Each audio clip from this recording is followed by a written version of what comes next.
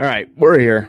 Um, we're still dealing with it a little bit. Iowa drops a game to Minnesota for the first time in 8 years, 12-10. And to be honest with you, it took me a while to get to the point where I wanted to talk about this. Saturday was not a time. Sunday definitely not.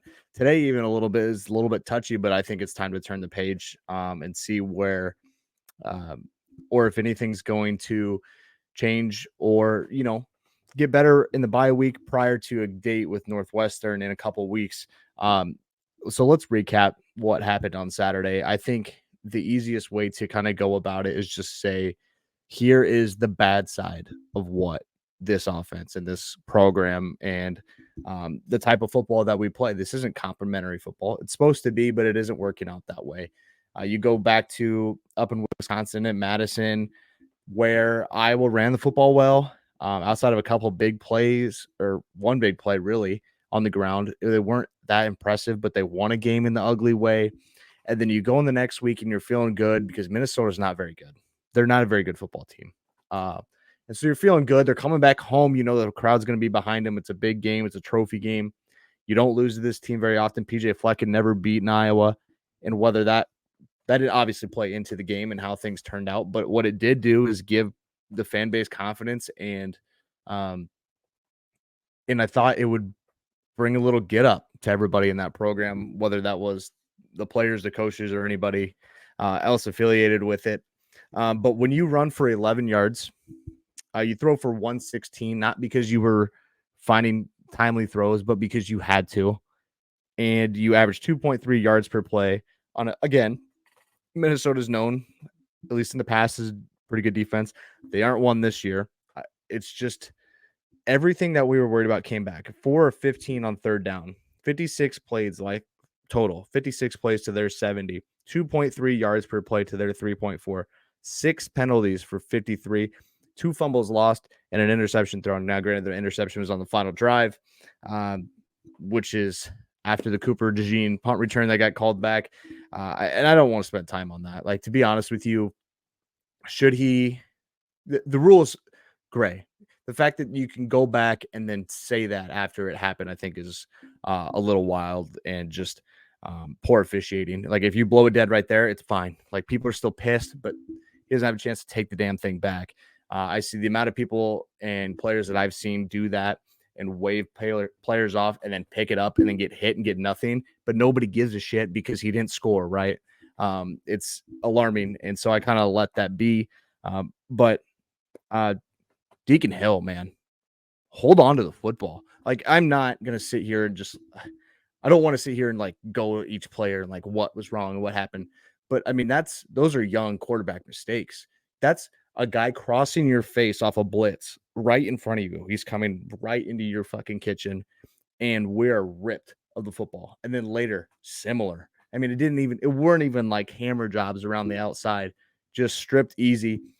Iowa loses the turnover battle. They don't create a single turnover. They only gave up 113 yards on the ground, and it was an ugly 113. Minnesota was going to stay with the run as long as they possibly could because they knew if Callie McManus had to go through the air, things were going to get rough, and it was rough for them. But again, this is the ugly side of the way Iowa plays football.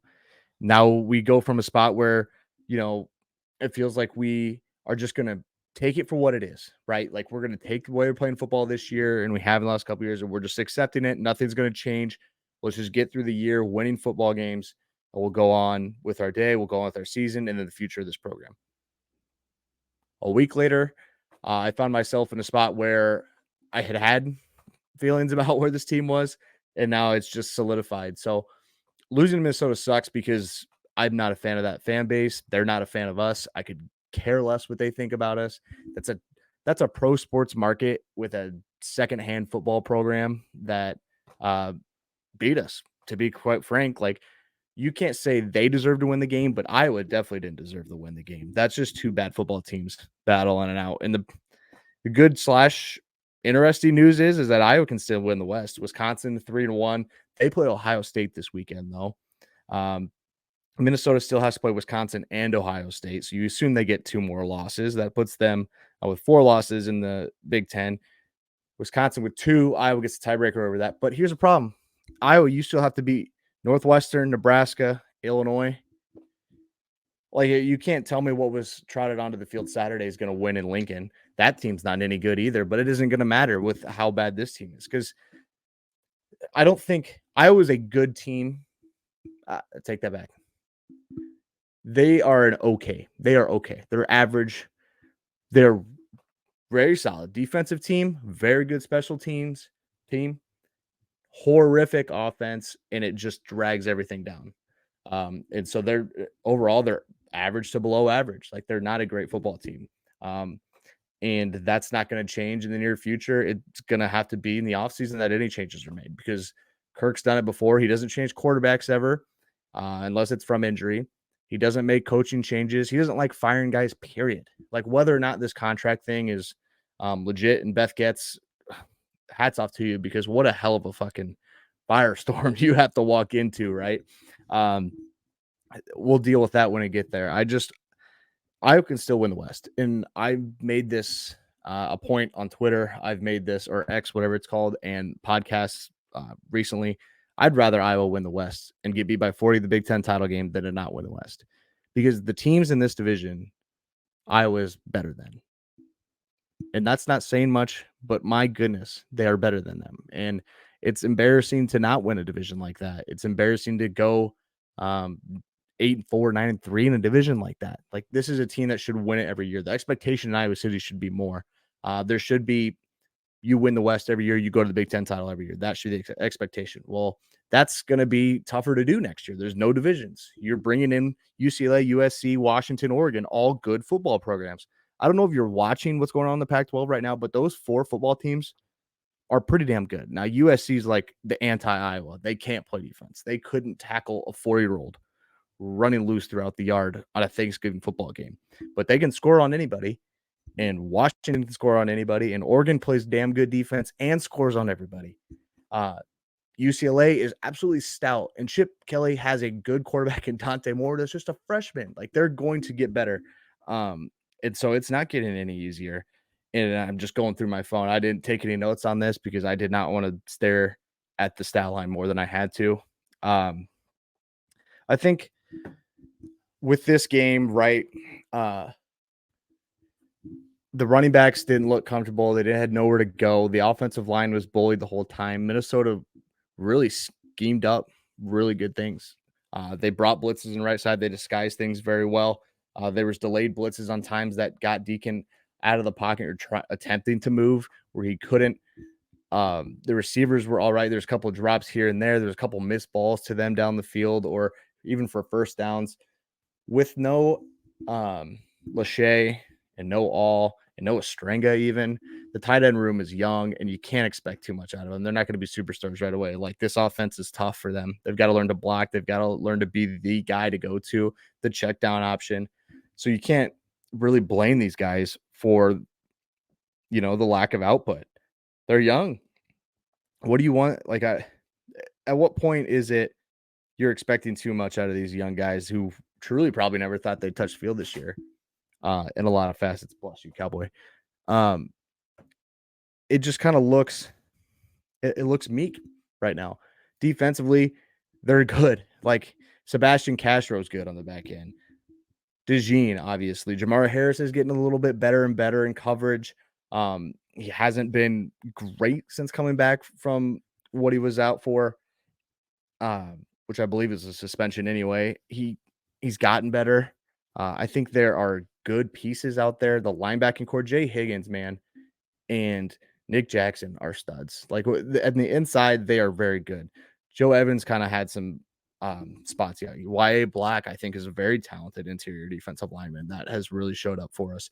Again, Torrey Taylor, as a part of that defense, is massive for us, especially when you can't move the football. Like, he's the only one that can flip a field. There's no 2 or 3 first downs and then a drive stalls out. It's 3 and out, or 1 play, 2 plays first down, 3 and out after that.